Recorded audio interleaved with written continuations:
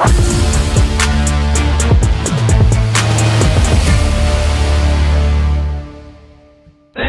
sports, and politics. Get ready to rumble!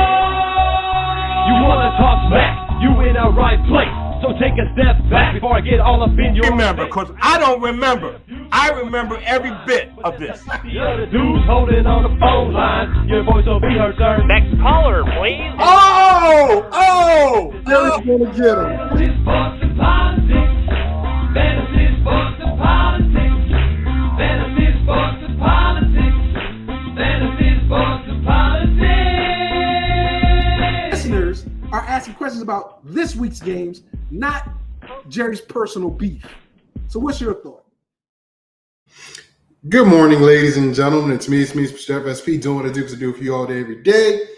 Listen, you know what time it is. It's 10 a.m.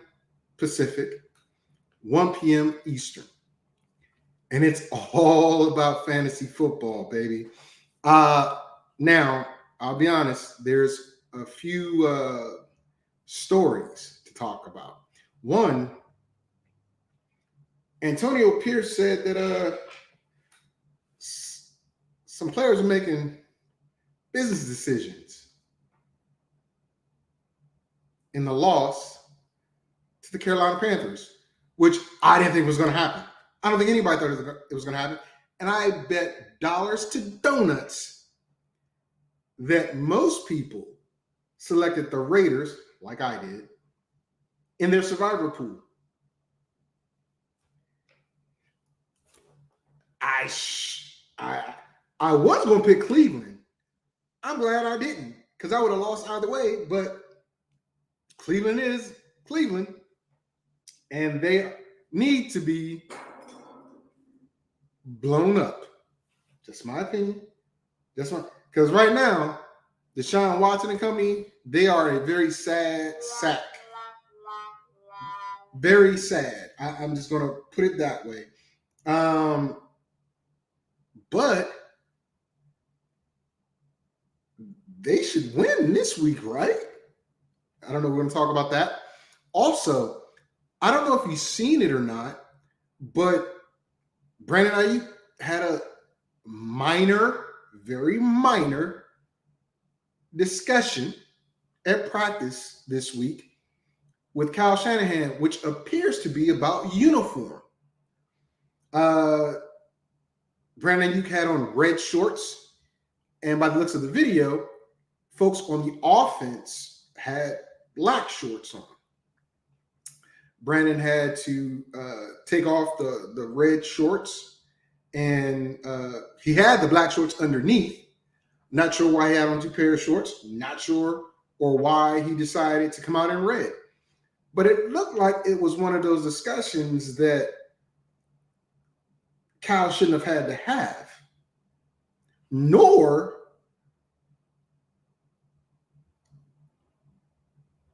let out. The reason why I say this is because I have never coached on the NFL level. Never. I would love to coach on the NFL level. I'd come in, forgot to be the ball boy, whatever it is, to get my foot in the door in coaching. I do it. Interning, I'm there for it. Let me help somebody or help a team become a great player or group, section, organization. But as a coach, you have those types of conversations with your players all the time. And if you've seen the video, the way he, disrobed, showed his displeasure with whatever Kyle Shanahan had to say. Now, I'm in a couple groups that discuss sports, and almost all of them have said that's not $30 million receiver conduct. That's not $30 million receiver production. Let's think about this. The number 3 receiver on the team had 3 touchdowns, 180 yards receiving, 130 yards receiving. And the lone star of the offensive weapons had like 50 yards last week. I want you to think about this. I really do. You have Christian McCaffrey out, George Kittle out, Deebo Samuels out. I don't know if y'all can see my fingers. 3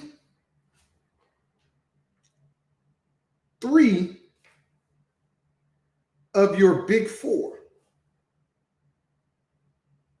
are out. Your number 3 wide receiver outshines everyone in the NFL, but you lose to the Rams on a last-second field goal.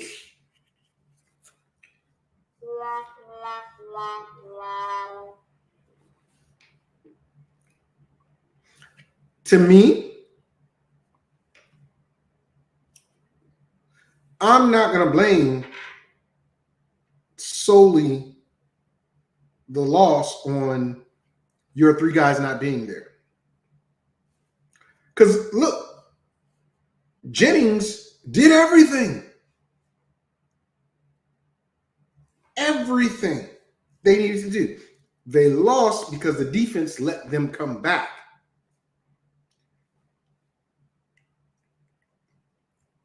Are we looking at Atlanta versus the Patriots in the Super Bowl all over again? I'm quite certain some people thought that. They didn't say it because the Rams are nowhere near of the caliber of team that the Patriots Super Bowl team was. But here's the thing. Every marquee player outside of Matthew Stafford and Kerryon Williams is injured on Los Angeles Rams. So they both went in with only one legit weapon. Their defenses and special teams. And arguably, not even arguably, the 49ers defense should have been head and shoulders above the Rams offense. On paper, the 49ers defense is better than the Rams defense, but in the game, after giving up so many points, the Rams defense settled and the offense came alive. Here's the thing. There is no Aaron Donald in the middle. And I've said this over the past 3 weeks or 2 weeks. They're Swiss cheese. Well, they kind of knuckled up like the Cowboys running defense this past Thursday. But how do you explain one of the most depleted teams in the NFL? I mean, literally, Puka Nacua out. Undisclosed amount of time. Cooper Kupp out. Maybe 4 weeks. Both on IR. I think actually Puka's on the PUP list, if I'm not mistaken, which is longer and worse than the IR because that means he has a longer wait time before he comes back.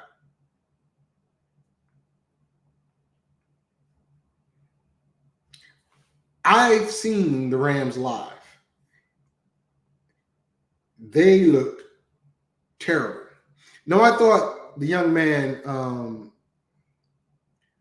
Whittington, would step up and be the, next Puka, next Cooper. I mean, we still have a whole season for that because he was on fire during the preseason. But you got a kick return, Tutu Atwell, who is decent, nowhere near should be a number one receiver. My opinion, Tutu's a speed guy and a gadget guy. He's Curtis Samuels, but I think a little shorter. And Matthew Stafford found a way to get them into the end zone and to pull out that win.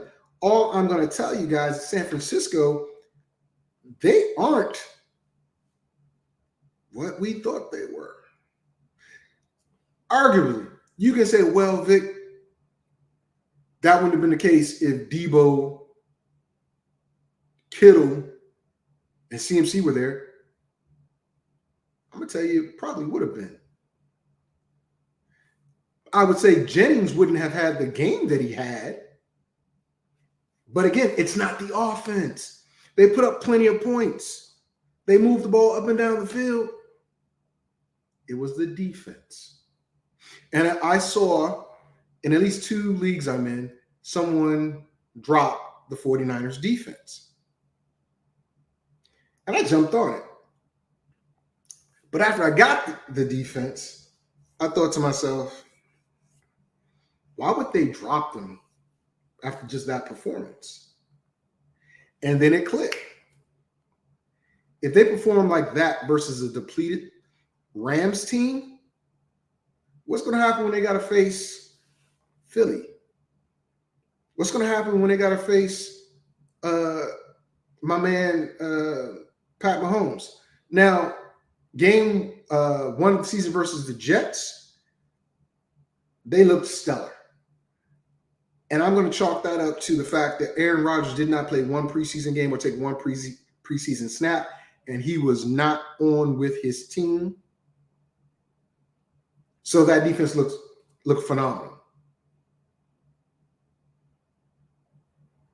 But the 49ers don't look good at all.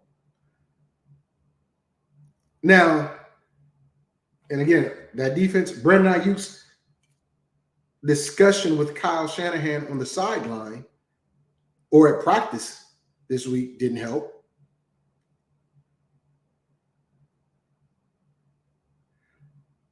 But what is it? I'm gonna show this because I'm gonna talk about it too. I was gonna go to this. The University of Miami and Virginia Tech game that ended in controversy. Thank you, Daniel. I'll get to that, Dan. Matter of fact, just because you're here, I'll jump to that after I make this last comment. Are the 49ers pretenders? That's what I was getting to. Are they pretenders? We'll find out in weeks to come. But you know what, Dan?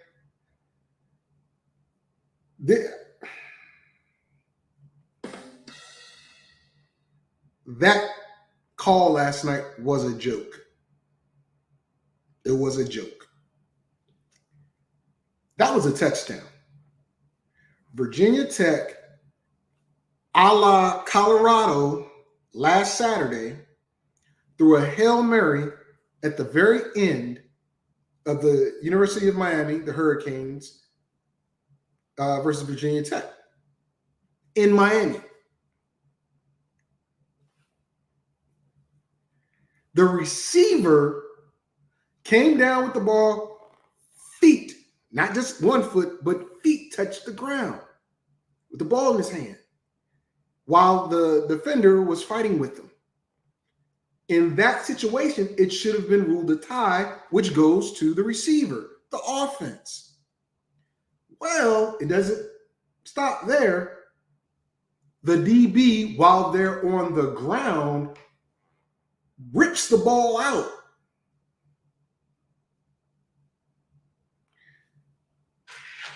On the field, it was called a touchdown. Replay in Miami, not saying anything because I know the refs are not from the ACC. They're supposed to be from a different conference.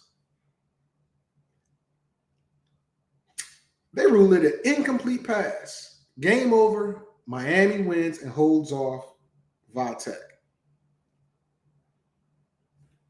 This is Victor Gardner's opinion.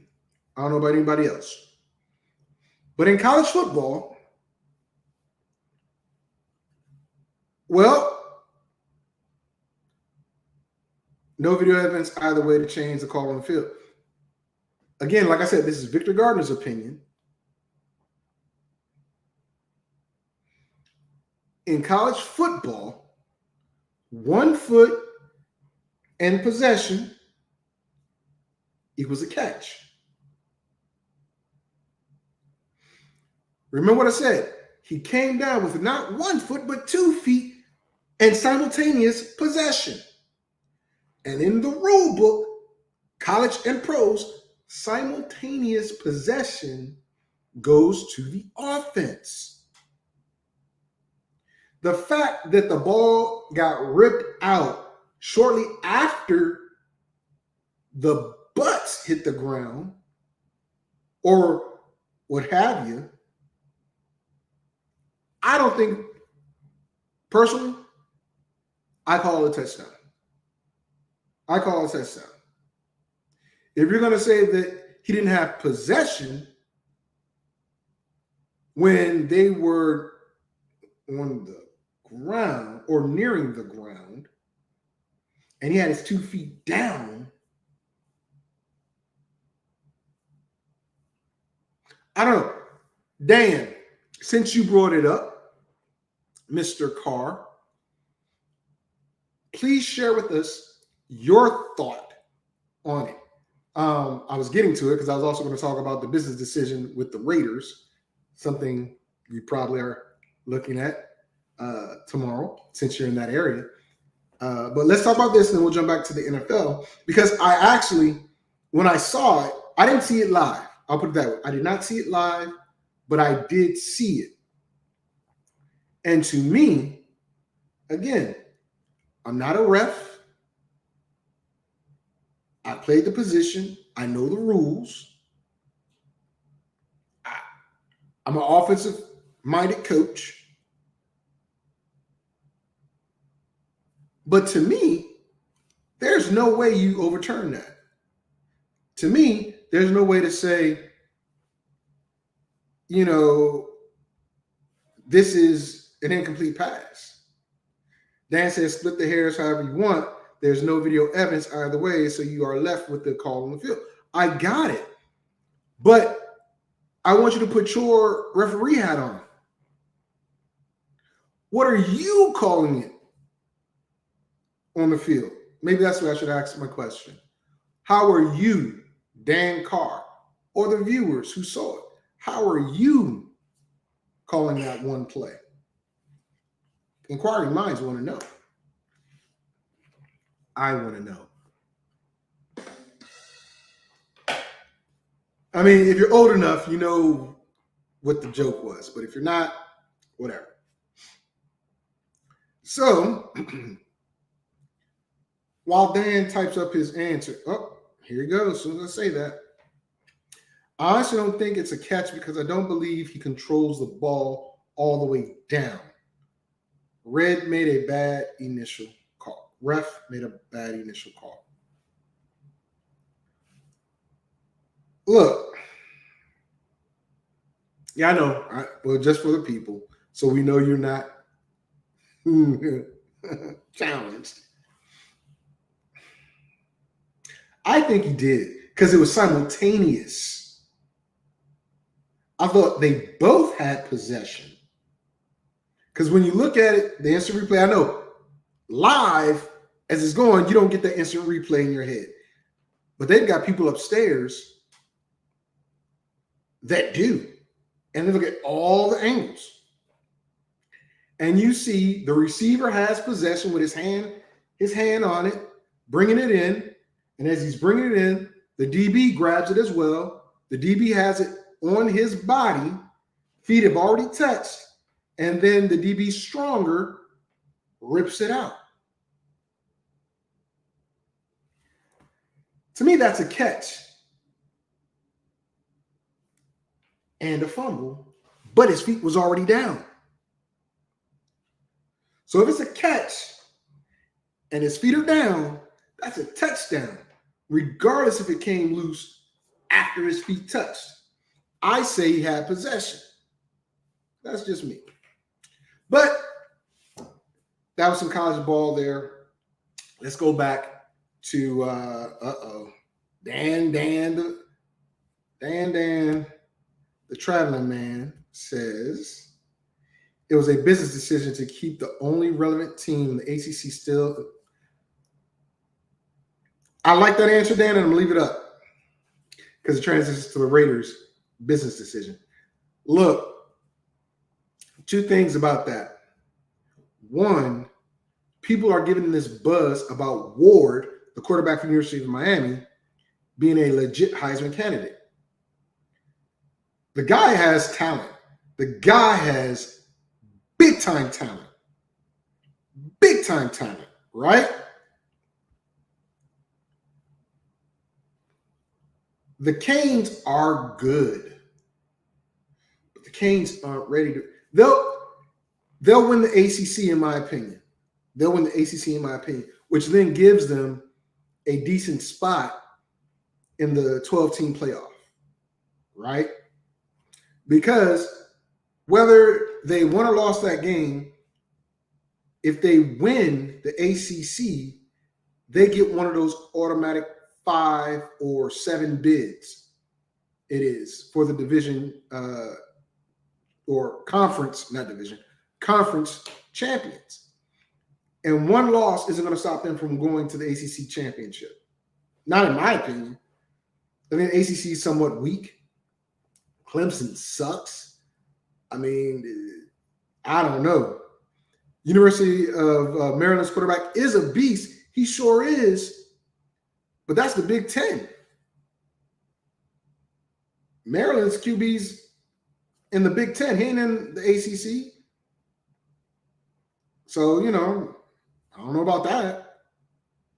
Maryland is stuck, man.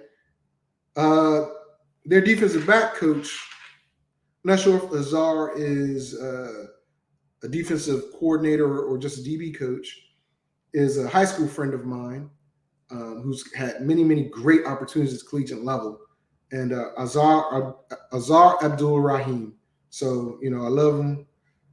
Best of luck to him. Continuing producing quality defensive backs. But,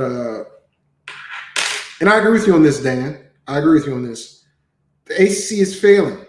They'll be absorbed by the Big Ten and SEC. You know what?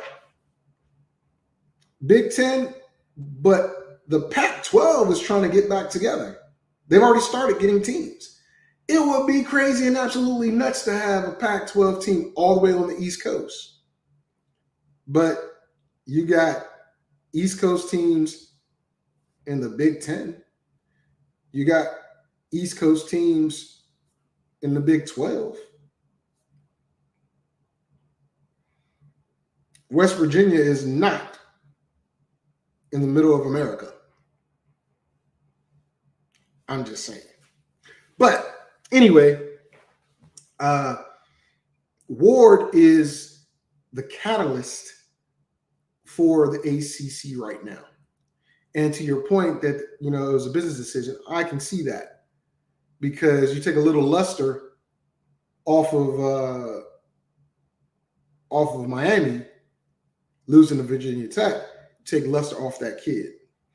And Dan says that the Pac would take over the Mountain West Conference, or they'll take the Mountain West Conference teams.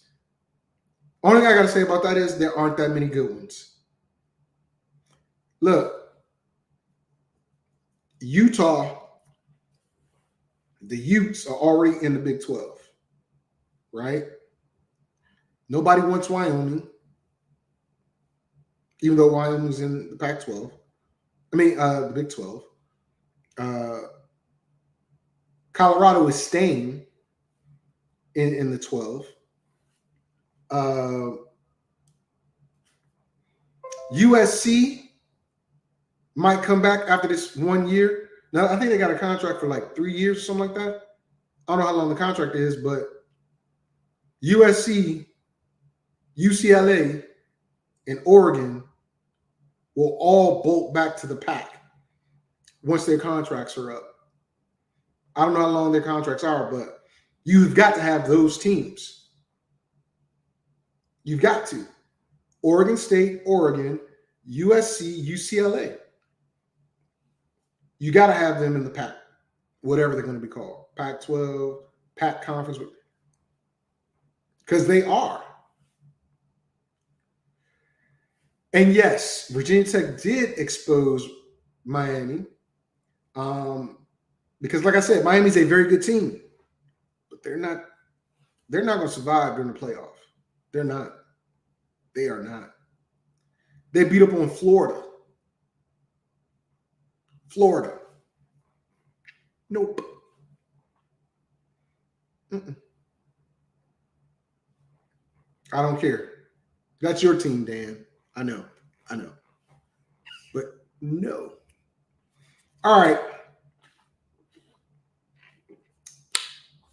Let's talk about business decisions.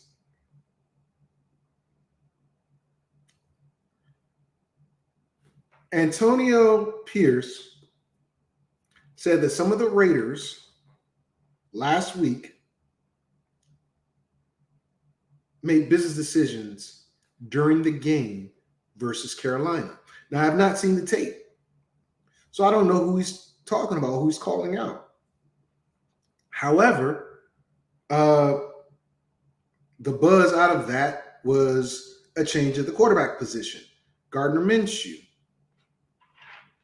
Look, Gardner Minshew is making Brock Bowers a household name from the NFL, not just a college athlete that was dominant. Devontae Adams averages 10 targets a game.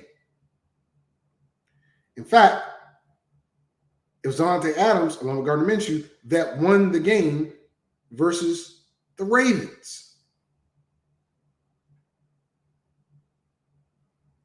I don't think Gardner Minshew is the problem.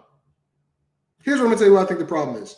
One, and Dan, jump in if you want because you follow this team because you're there. One, the Raiders don't have a set running back. Zamir White was supposed to be that dude, but Matson has come in and vultured a lot of touches from him. Two, and this is my biggest thing about the Raiders, because they can get it done with the running backs, the receivers, and the tight ends. Michael Myers hasn't seen a lot, by the way. He should, but he hasn't.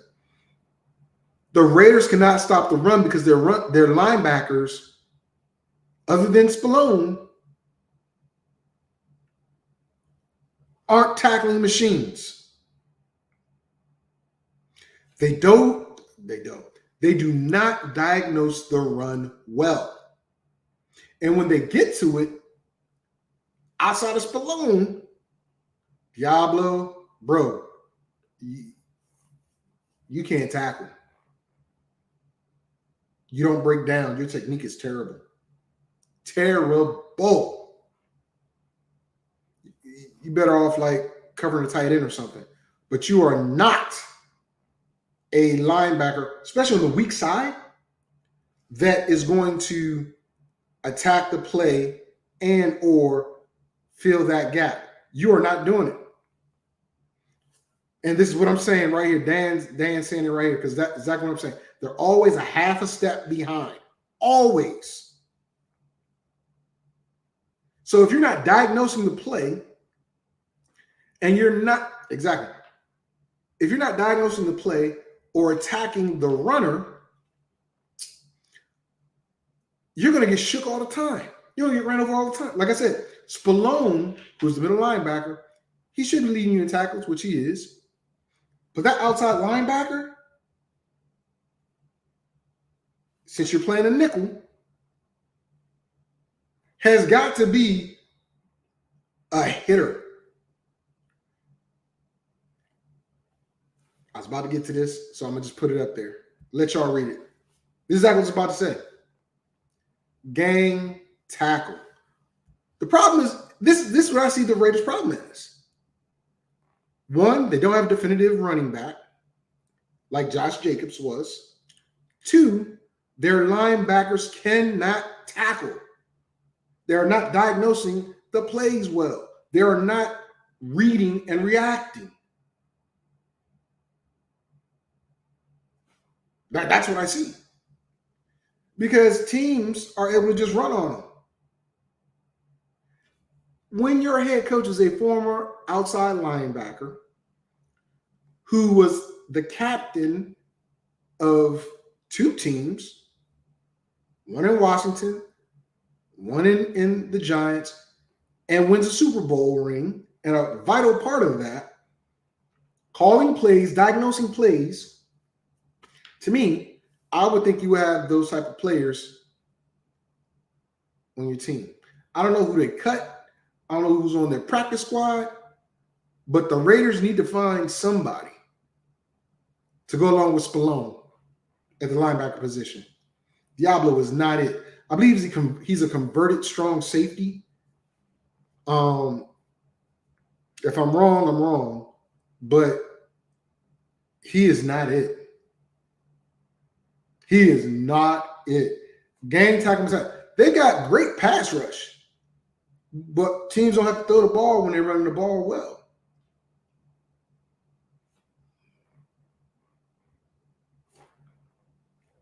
So my thoughts on this are the Raiders' business decisions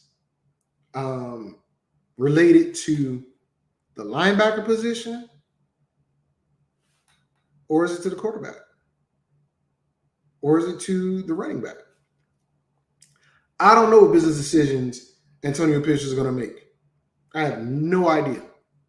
None. I'm going to tell you this. There was so much excitement about this franchise going into this year that, kind of fooled me. I'm being 100% honest. When Jerry and I did our breakdowns of the divisions, and I had the Chargers finishing last, here's one thing I forgot, and it's a big thing and a big mistake on my part, especially as an analyst. I forgot about Jim Harbaugh. I forgot who has it better than us. Nobody. I forgot about him. He does not lose. He does not. Austin Eckler was quoted as saying one reason why he didn't go back to the Chargers is because he didn't want to be ran into a brick wall for an entire season. And Harbaugh will do that. Right now, J.K. Dobbins, 2 replaced ACLs on either knee. Again, week 3. Young man's balling. Last week, didn't go so well. I mean, look who they faced. Should not expect him to put up numbers like that. And this week, they got Kansas City, who surprisingly has a very good run defense this year. I like Taylor Heineke, but Justin Herbert, they better shoot him up and trot him out there if they want to win. If not, Vegas is probably going to take that game off. They're going to take that game off of the books. So get your bets in now, if that's what you do, and lay the wood on Kansas City. I will also admit I'm not as good at the prognostication as Q is, because my first 2 weeks were not that good at all. My locks, they were unlocked. My locks were unlocked, and Q is probably way better at this than I am.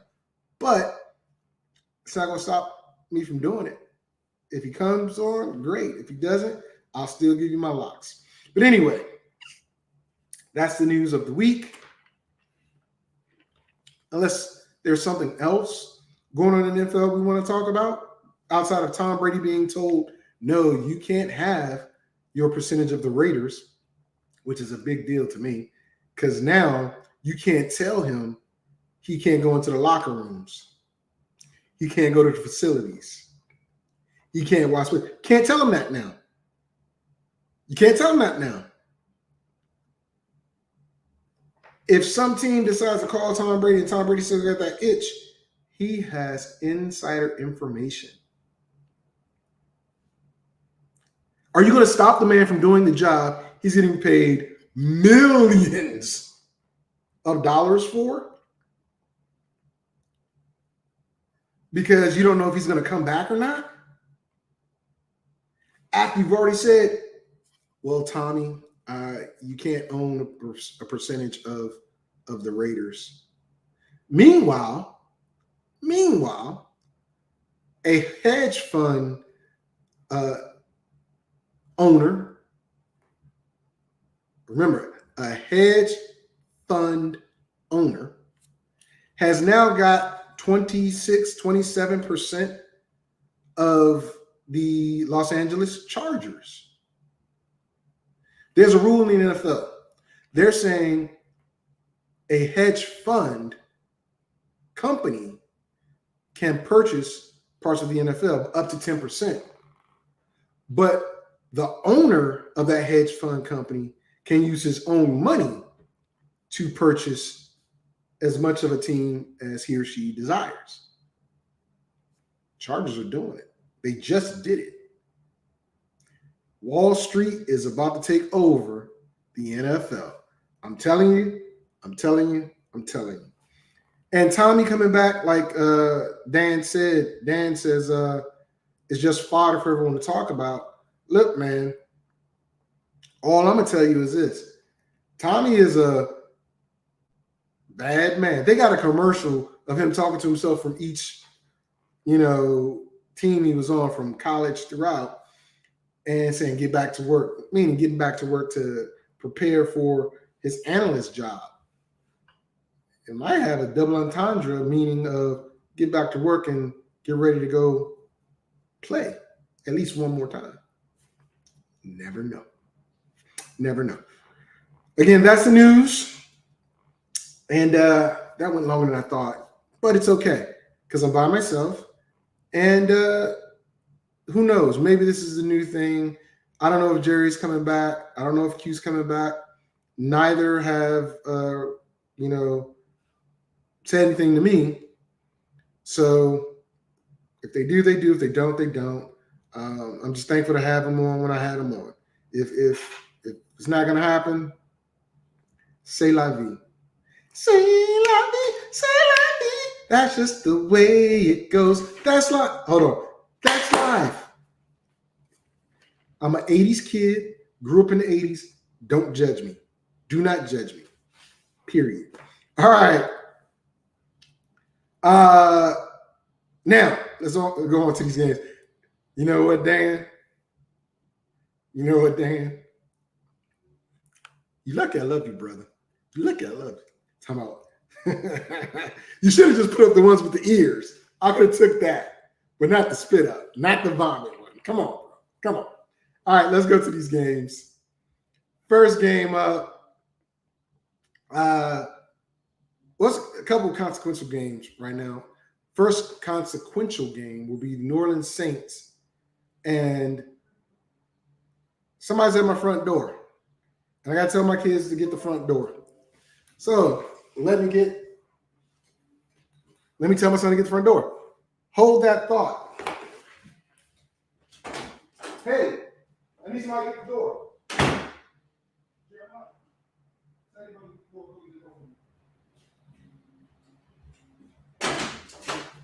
All right. Sorry about that, guys. Sorry. At any rate, the Atlanta Falcons are hosting New Orleans Saints. Look, Philly, New Orleans was a slobber knocker, but it shouldn't have been. It should have been a blowout. Philly should have won that game by at least 2 touchdowns. Nick Sirianni decides to forego 3 field goals in the red zone. And Jalen Hurts throws an interception in the red zone. My point is, the Saints are not as good as everybody wants them to be after just 2 weeks. They are not. Now,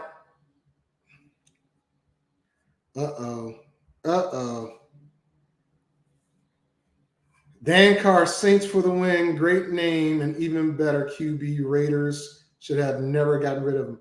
I agree with you. Raiders shouldn't have got rid of him. But the Saints aren't going to win this game. Sorry, my brother Dan. Sorry. Kirk Cobain's, a.k.a. Kirk Cousins, and company, showed you what they're going to do. They finally got Drake London involved. But they did some stupid plays, in my opinion, in the red zone towards the end of the game. They didn't go to Drake London in the red zone but one time the entire game. Not good. They didn't go to Kyle Pitts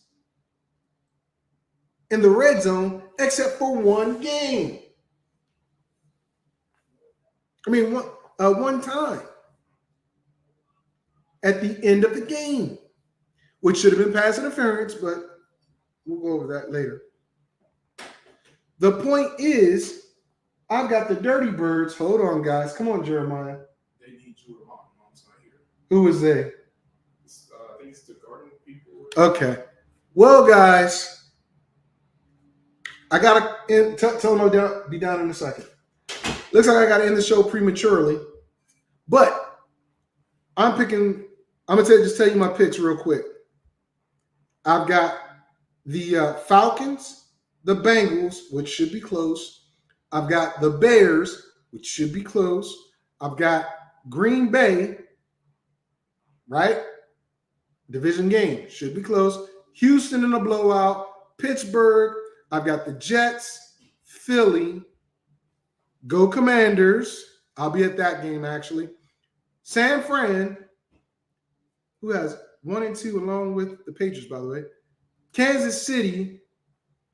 I got your Raiders, Dan, because I do not like Cleveland. I was going to talk about them, but you're not Cleveland. Baltimore. One more thing. Buffalo's going to lose their next 3 games. Book it. I've got Miami because Snoop Huntley's starting. And I got Detroit beating Seattle. Okay? I got to go. Sorry to cut the show short, but I got to take care of business and my wife isn't here. So I love you guys. Thank you for tuning in. And we're not going to do our regular music because I got to go. We're out, y'all.